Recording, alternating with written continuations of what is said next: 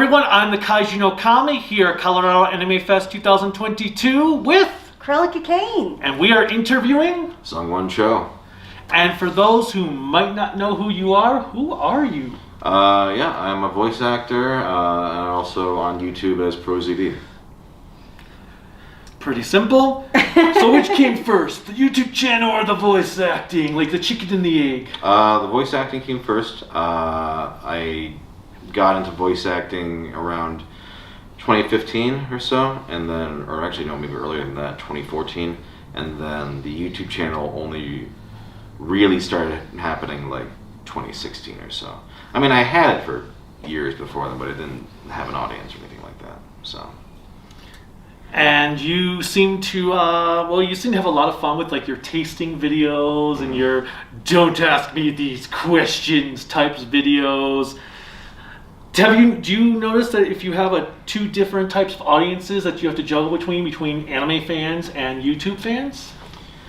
For me, it's not really a big deal. I think a lot of people are just there to, see what I have to put out, you know what I mean? Like there might be some people who only watch certain types of videos, and that's fine with me. I think for me, the rule of thumb has always just been make videos that I enjoy. So, if you come for these types of videos or these types of videos, I'm just happy that people, want to watch. Well, the one thing I like about just looking at everything that you've done is that no matter what you've done, you always seem like you have a lot of fun. Mm-hmm. So what keeps you motivated? I know you say you like to do the videos that you enjoy, but Sure. What helps you stay motivated so that you don't feel like either of them is really a chore? I mean, it's like you said, I do stuff that I enjoy. So even if I let's say start a video, or I'm maybe halfway through a video and I just go, I don't really feel like doing this, or it's just not fun. I will just stop. Even if it's something that I know could or would get a ton of views. Mm-hmm. If I don't have my full sort of heart in it or interest in it, I will happily scrap something just right in the middle of it. So I think for me, it's just making sure that I keep a healthy schedule and balance everything right, and then like I said, just enjoy what I'm doing legitimately. And if I don't, no qualms of just throwing it out. Do you feel like that has even linked into your voice acting career? Like if you just really don't feel a part, obviously you're getting paid, so you can't just literally walk away. But do you feel like you can be a little bit more selective, or even going to attempt auditioning or anything like that? Do you feel like that helps you feel more empowered? Oh yeah, I think I won't audition for something if I don't have any interest. You know what I mean? Mm-hmm. I'm in a fortunate position now where I don't have to go for every single voice acting job or audition for every single thing. If it's something I'm personally not interested in for whatever reason, yeah, I just don't do it. So I think it's extended into voice acting as well. It's probably helpful to have that, because sometimes it gives you that downtime and a break from it all. Mm-hmm. Yeah, I think having, making sure you have free time and enjoying life outside of work is very important. So I'm not a workaholic, by any means. I really value my free time with not only my alone time, but also, spending time with my wife, my friends. So yeah, if I'm working, I want it to be something that I'm passionate about, or, at least interested in, I think that's fair. Yeah. And what type of hobbies do you like to do outside of YouTube and voice acting? The big one is board games. I'm very much into board games. I like, exploring new restaurants. I've been doing a lot of escape rooms. Other than that, you get your video games and your anime and things like that. But those are some of the major hobbies I have currently. We had a fun escape room that's here in Colorado that we tried out, which was an Alice in Wonderland themed one. Oh, okay. It was pretty cool. Yeah. Nice. I'm terrible at escape rooms. I learned that very quickly in my life. Do you enjoy them? I enjoy them. I'm just terrible at them. That's okay, as long as you enjoy them.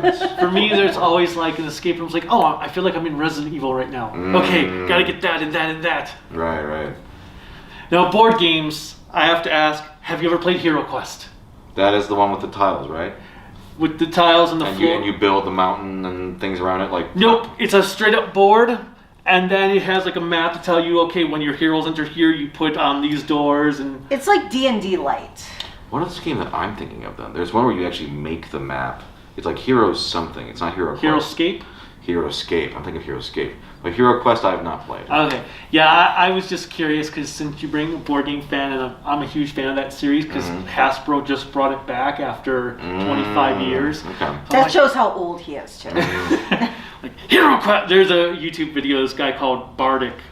He does like a video called "Hero Quest is the greatest game of all time." And that was Hasbro put it out? The new one, yes. Oh, okay, cool. Yeah, they acquired the rights from Milton Bradley. Ah, I see. Gotcha.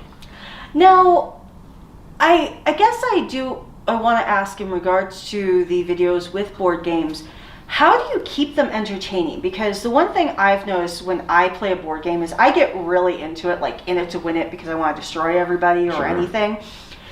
I noticed you have this like interesting way of really describing it. And when you're going through a playthrough, you still engage the audience. How do you do that? Because sometimes with board games, you are so focused on the game itself. Are you talking about like one of the reviews or something like that? Yeah, like Munchkin. Yeah, I think for me, when I'm doing a video about explaining the game or whatever, before I talk about it, I try to explain it in a way as if I were actually explaining to people who are really going to play it like right in front of me. Oh, sure. Like I want to make sure it's clear. You know, sometimes rule books can be really terrible. Oh, yes. So for me, it's like, you know, going through it, you know, step by step, but also explaining like, oh, like this thing you might not need to know right now. You can you know, we can focus on this later or whatever. I've had to explain a lot of rule books in my time. I have played over 1,000 board games at this point. Oh, wow. And so I'm pretty good at taking a rule book and just breaking it down. Oftentimes, if I'm explaining a game, I don't even read the whole book. I can just kind of skim it and break it down to its most basic parts so that people don't get too overwhelmed. So that's the sort of attitude I try to take into one of those videos is, you know, trying to explain it so that even people who aren't super well versed in board games can still hopefully follow along. Oh, I like that. That it's almost like a dummy's guide to playing board games. In a way, yeah. So how do you feel over, especially these last couple of years with our lovely pandemic that doesn't seem to be going away sometimes, how do you think you have evolved as in both your craft as well as a person? Do you think you've become more confident, especially because of isolation, or do you think it's taken a toll where being in a convention like this is helping to connect with people again? I think for me, my sort of self-confidence didn't change. I think I was relatively like comfortable with myself before and after. I think what the pandemic really did was made me appreciate things a lot more. So, you know, prior to COVID, you know, I would always say like, oh, it'd be fun if we did like an escape room at some point. And I would say that for years, you know what I mean? For like years and years and years. And then during the quarantine, I was, you know, losing my mind. And I would say to friends like, as soon as this is done, I made a list. I was like, all the things that we can't do right now that we always talk about doing, we're going to do them. And then as soon as COVID was, at least it was safer to go out, we went through it. Like we went mini golfing. I was like, we should go mini golfing. When's the last time we gone mini golfing? Escape room. And now I've done, I think, around 15 escape rooms now. Oh, wow. So I've been really going at it. You know, I think if it, you know, COVID has been horrible, obviously, but one thing I can kind of thank it for is that it made me really go, wow, like, don't take your free time for granted. Like, you know, being able, just even going outside, don't take it for granted, because if you lose that, it can really mess you up. So I think that's one big way that I sort of changed my appreciation for things. No, I think that's a great outlook to have, because I think a lot of people think of just in general how much they've lost and not what they've gained, especially perspective-wise. Sure. And I know for like the Gen Zers, I know that's a hard thing that I've heard in a lot of conversations is, well, what do we do? Because we only have the internet for so long because it gets boring after a while. What's next? Yeah. No, I love that. Have you ever Googled yourself? Have I ever Googled myself? Not really. I feel like nothing super interesting comes up if I do. It's just like my Wikipedia page and my sites. The reason why I asked that is because this week I've gotten, when looking everyone up, I've gotten like Illuminati. I've gotten whose voice, like who voices this person, and then I got who is ProZD. Almost because I noticed on your Wikipedia it even said you don't share how you came up with that name or anything like that either. Right. And I won't hear either. No, I don't anticipate that. I find it fascinating that you've created a name. Yeah. And it's so infamous because nobody knows how. Yeah. That's the way to keep it. Pretty much, because the truth is it's really embarrassing and it's something I made as a kid. No. My wife doesn't even know. I've offered to tell her, but I was like, it'll ruin it. She's like, okay, don't tell me. So I'm fine with it just staying a secret. The sense of mystery. Yeah. And then it keeps everyone like, what is it? What is it? Exactly. It's like the One Piece. When are we going to get to the One Piece? What's the One Piece? And then when the series ends and everyone sees what the One Piece is, everyone's going to be like, that's it. You say that, but I think it'll pay off. Oh, I'm sure it will. I just think back of this one game called Skyers of Arcadia. Oh, yeah. Where, it turns out the treasure is the time you spent with your friends.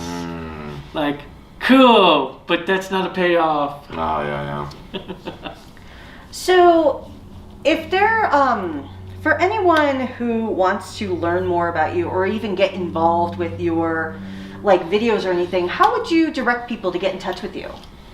Just in terms of me and my social stuff. Media and stuff, yeah. I mean, my channel, youtube.com/ProZD. I'm pretty active on Twitter as well, just ProZD. I mean, I do some Twitch streaming here and there if I have time. It's pretty. If you just Google ProZD, PROZD, you'll find like everything that I'm pretty much active on, I think. And you still do Tumblr, amazingly. Yeah, Tumblr is mainly just kind of keeping this.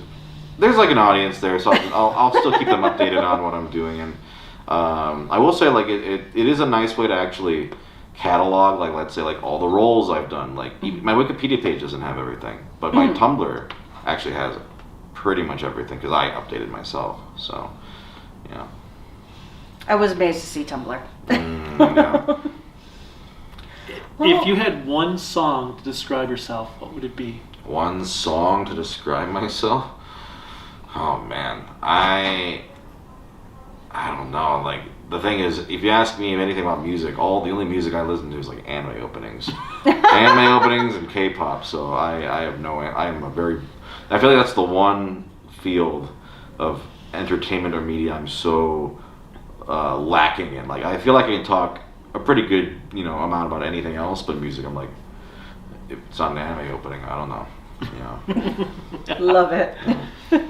Yeah, I love listening to Veracity. That's like my favorite new anime opening for the last few years. Which one is it? Veracity from Overlord Season 3. Oh, I haven't seen it. Okay, cool. Any final thoughts for our viewers?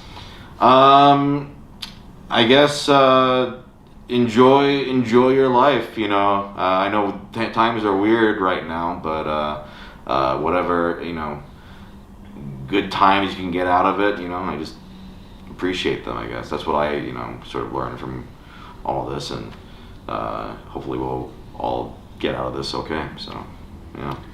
Well, thank you so much for your time. Absolutely. Until next time, bye.